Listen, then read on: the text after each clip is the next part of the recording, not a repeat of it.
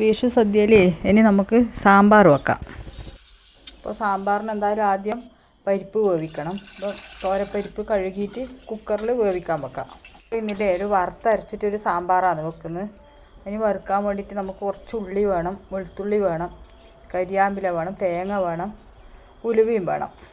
വെളിച്ചെണ്ണ ചൂടാകുമ്പോൾ തേങ്ങയും സാധനമെല്ലാം എണ്ണയിലേക്ക് ഇട്ടിട്ട് നല്ലോണം വറുത്തെടുക്കാം. ഈ കാഞ്ഞങ്ങാട് പയ്യന്നൂർ ഭാഗത്തെല്ലാം സാമ്പാർ എപ്പോഴും വറുത്തരച്ചിട്ട് തന്നെയാണ് വെക്കൽ. പൊടിയിട്ടിട്ട് വെക്കലെല്ലാം അപൂർവമായിട്ടേ വെക്കയില്ലൂ.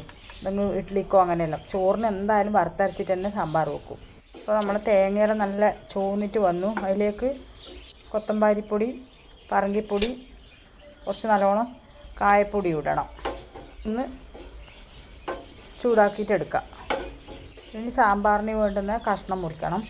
കഷ്ണം പിന്നെ അവനവൻ്റെ ഇഷ്ടം പോലെ ഏത് കഷ്ണം ഇഷ്ടമെന്ന് വിചാരിച്ചാൽ അതെല്ലാം ഇടാം. ഞാനിപ്പോൾ വെള്ളരിക്ക, ഉരുളക്കിഴങ്ങ്, ചെറിയ കഷ്ണം മത്തൻ, ക്യാരറ്റ്, മുരിങ്ങാക്കോല്, വെണ്ടക്ക, തക്കാളി എല്ലാം ഇട്ടിട്ടുണ്ട്.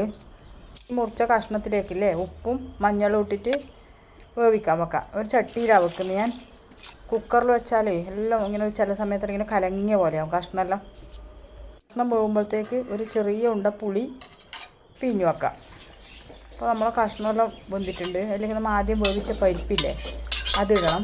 അതിട്ട് നല്ലോണം ഇളക്കി മിക്സാക്കിയിട്ട് ഒന്ന് തിളക്കുമ്പോൾ അതിലേക്ക് പുളി പിഴിഞ്ഞ് വയ്ക്കാം.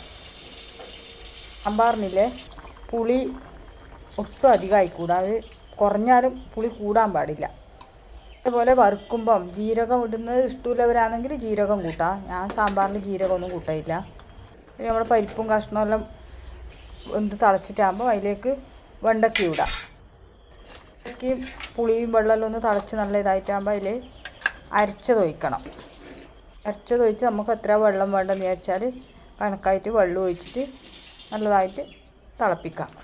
അതേപോലെ തന്നെ ചിലവർ കുറച്ച് സാമ്പാർ പൊടി ഇടും. സാമ്പാറിൽ വറുത്തിട്ട് അരച്ച് കൂട്ടിയാലും അങ്ങനെ വേണമെന്നുണ്ടെങ്കിൽ കുറച്ച് സാമ്പാർ പൊടി ഇടാം. അപ്പോൾ നമ്മൾ സാമ്പാർ എന്തായാലും നല്ലതായിട്ട് തളിച്ചു. ഇനി അതിലേക്ക് കടുവും പറങ്കി കരിയാമ്പും കൂടെ വറുത്തിടണം.